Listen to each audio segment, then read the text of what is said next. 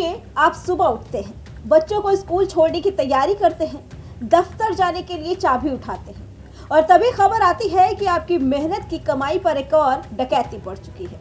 जी हाँ, डकैती ही कहेंगे इसे, क्योंकि जब जेब खाली हो और कीमतें आसमान पर हो तो उसे विकास नहीं, आर्थिक प्रहार कहा जाता है। पिछले 4 सालों से जो कीमतें पत्थर की लकीर बनी हुई थी, वो आज अचानक जलजला बनकर टूटी। पेट्रोल और डीजल पर सीधे 3 रुपए का करंट। साहब, पश्चिम एशिया में बम फट रहे हैं, लेकिन उसका धुआं भारत के आम आदमी की रसोई से निकल रहा है। क्या हम सिर्फ वैश्विक संकटों की कीमत चुकाने के लिए पैदा हुए हैं? आज हम वो सवाल पूछ रहे हैं जो हर बाप, हर माँ और हर वो युवा पूछना चाहता है जिसकी बाइक का मीटर अब उसकी धड़कनें बढ़ा रहा है। के ऊपर चल रही क्राइसिस के कारण जो विगत कई महीनों से चल रही है, वो सबके ध्यान में है और पूरी दुनिया उससे प्रभावित है। बहुत सारे जो डेवलप्ड कंट्रीज हैं, वहाँ पर पेट्रोल और डीजल के दाम बहुत पहले ही लगभग 2 गुना से बढ़ गए थे, लेकिन हमारे देश के यशस्वी प्रधानमंत्री आदरणीय मोदी जी की इकोनॉमिक पॉलिसीज़ ने उसको कंट्रोल में रखा। अब हम सबके सामने है कि ये जो क्राइसिस है, उसमें पूरे देशवासी स्वयं उस बात को समझ रहे हैं और उसकी भावना को समझ रहे हैं। और पेट्रोल और डीजल के लिए तो पहले भी ये एक्ट में निर्णय किया गया है कि जैसे जैसे पेट्रोल डीजल के दाम बढ़ेंगे या घटेंगे, कंपनियां अपने आप उसको बढ़ा देंगी और घटा देंगी। लेकिन पिछले दिनों क्रूड के दाम इतने बढ़ने के बाद भी इस देश में दाम नहीं बढ़े थे। साइमल्टेनियसली माननीय प्रधानमंत्री जी ने एक निवेदन किया है, एक उनकी अपील है। उस अपील में कि हम सब लोग कितना बचा सकते हैं पेट्रोल और डीजल, पब्लिक ट्रांसपोर्ट्स का हम कैसे इस्तेमाल कर सकते हैं, अनावश्यक ट्रैवलिंग को कैसे कम कर सकते हैं, विदेशी मुद्रा जिसके कारण हमारी ख़त्म होती है उसको कैसे रोका जा सकता है।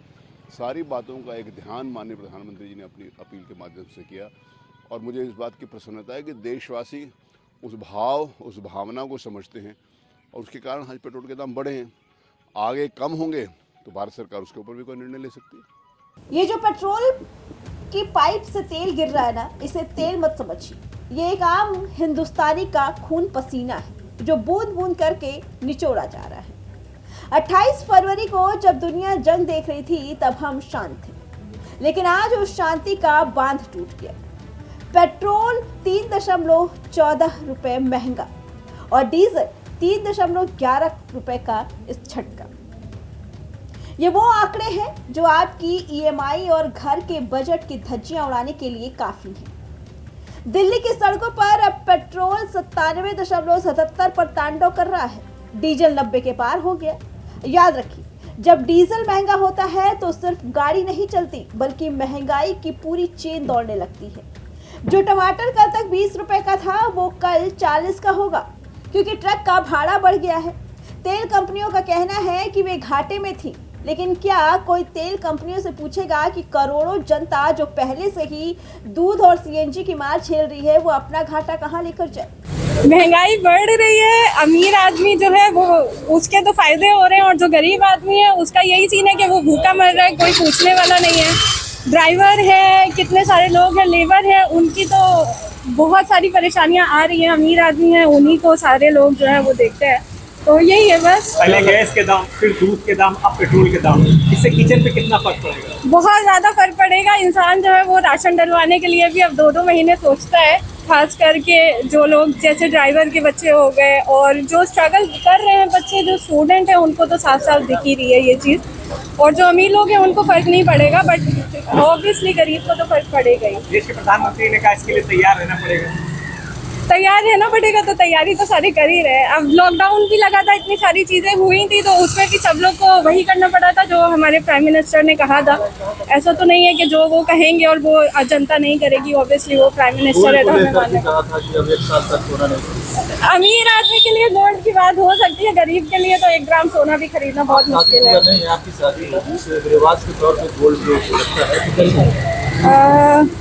क्या नहीं सकते। अभी मैं लॉ स्टूडेंट हूँ, मैं मेरी पढ़ाई में अभी बहुत टाइम है, तो अभी 1 साल का 3-4 साल है मेरी स्टडी में, तो उसी के हिसाब से मैं देखती हूँ कि हमें अभी कोई परेशानी नहीं है। 1 साल तो क्या 2-3 साल भी लगाएंगे तब भी हम गोल्ड नहीं खरीद पाएंगे।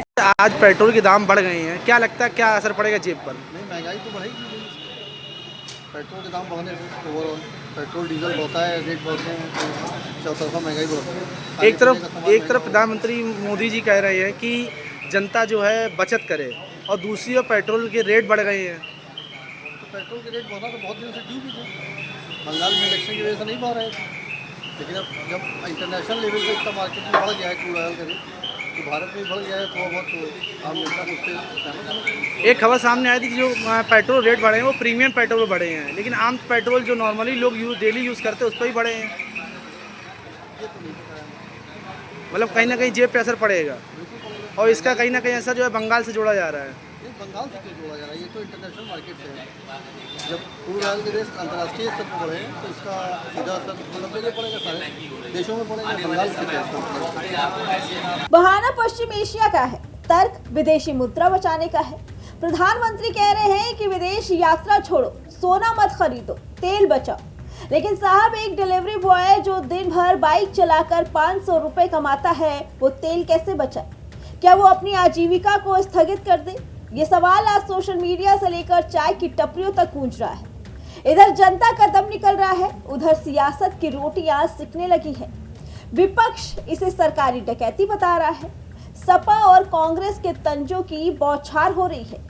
कोई कह रहा है कि अच्छे दिन की अर्थी उठ गई, तो कोई कह रहा है सरकार सिर्फ बड़े घरानों का फायदा देख रही है। लेकिन इन सबके बीच पीस कौन रहा है? वही आम आदमी जो हर चुनाव में उम्मीद का बटन दबाता है और बदले में उसे मिलती है सिर्फ महंगाई। मजबूरी का नाम महात्मा गांधी हो सकता है, लेकिन आज मजबूरी का नाम मिडिल क्लास बन गया है।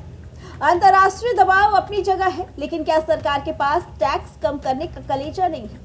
अगर कच्चा तेल सस्ता होने पर फायदा जनता को नहीं मिलता, तो महंगा होने पर बोझ सिर्फ जनता क्यों उठाए? ये दोहरी नीति आखिर कब तक चलेगी? Bureau report, prime TV.